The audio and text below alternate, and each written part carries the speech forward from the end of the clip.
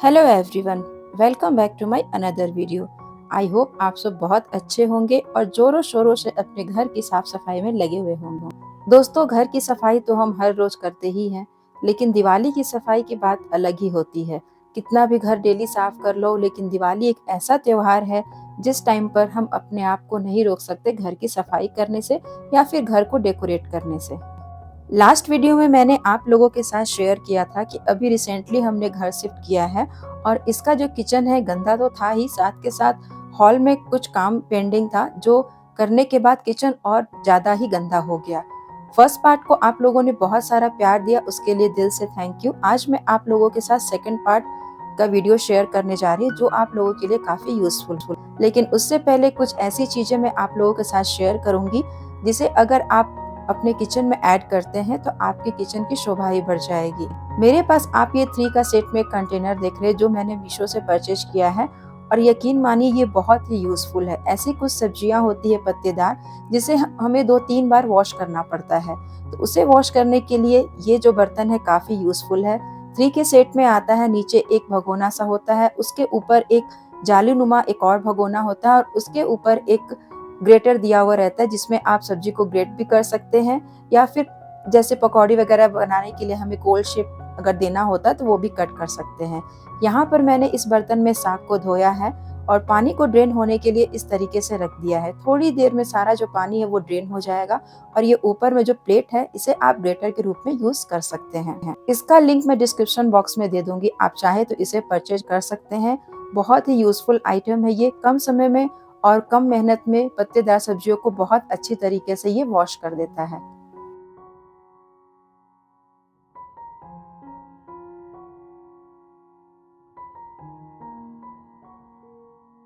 Kitchen का slab वाला area मैंने अच्छी तरीके से क्लीन कर लिया है, गैस को भी क्लीन कर लिया है। अब बारी है इस वाले सेल्फ की। हॉल में काम होने के कारण डस्ट इस पे बहुत ही ज्यादा जम गया है, तो इसे भी साफ करना बनता ही है।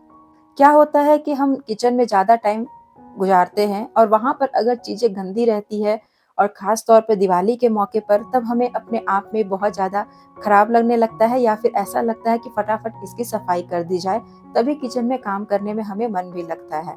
इस शेल्फ के ऊपर मैंने जो डेली स्नैक्स वाले आइटम है उन सबको रखा है और नीचे की साइड में मैंने कप वगैरह को रखा है और बाकी का जो शेल्फ है वो ऐसे ही खाली ही रहता है। क्योंकि यह जो शेल्फ है काफी बड़ा है तो इतना सारा सामान मेरे पास नहीं है कि मैं इसे पूरा भर दूं, या फिर अगर मैं इसे पूरा भर दूंगी तो किचन मेरा बहुत ही ज्यादा भरा भरा सा दिखेगा। तो सबसे पहले मैं इसे गीले सूखे कपड़े से अच्छी तरीके से साफ कर ले रही हूँ, क्योंकि सीमेंट के जो डस्ट है ना वो बिल्कुल जम से जाते हैं। तो पहले मैंने सूखे कपड़े से हल्का साफ किया, फिर गीले कपड़े से, और उसके बाद दोबारा सूखे कपड़े से साफ किया, तो ये सिर्फ अच्छी तरीके से क्लीन हो गया।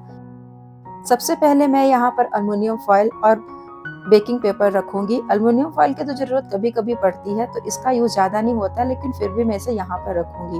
और जो भी डिब्बे यहाँ पर है उन सबको अच्छे से गीले सूखे कपड़े से साफ करके यहाँ पर अरेंज करते जाऊंगी। कुछ ऐसे डब्बे भी हैं जो बिल्कुल खाली हो चुके हैं, तो उनको मैंने पहले ही वॉश कर दिया था, सुखा दिया था, तो उसको यहाँ पर मैं रिफिल कर लूंगी। डेली स्नैक्स में यहाँ पर इसलिए रख रही हूँ ताकि जब कभी श्रेया का मन हो तो वो आसानी से यहाँ से ले सके।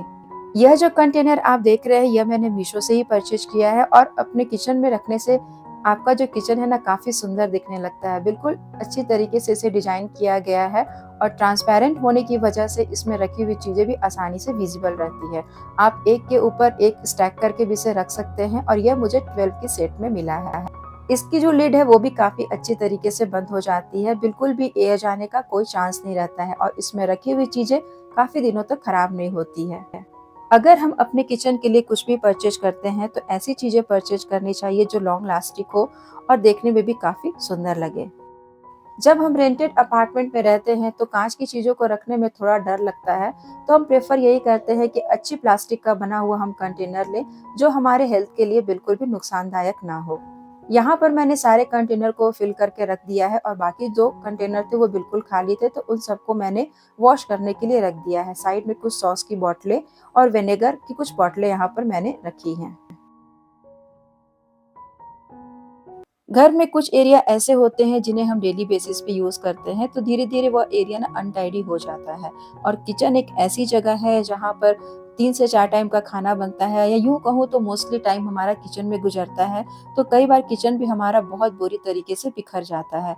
तो टाइम-टाइम पर किचन की साफ-सफाई करना, उसको ऑर्गनाइज़ करना बहुत ही ज़रूरी हो जाता है। जैसे ही कोई डब्बा खाली हो जाता है, आप उसे फ़ौरन से वॉश कर लें और टाइम टू टाइम घर के किसी भी एरिया या फिर किचन की या फिर कमरे की थोड़ी-थोड़ी सफाई करते रहें, तो फिर दिवाली में आपको एक बार बहुत बड़ा टास्क आपके सर पे नहीं रहेगा कि मुझे दिवाली की ढेर सारी सफाई करनी है और सुबह से शाम तक मुझे लगे ही रहना है। ऊपर वाले शेल्फ को मैंने अच्छी तरीके से क्लीन कर दिया और ऑर्गनाइज़ कर दिया है।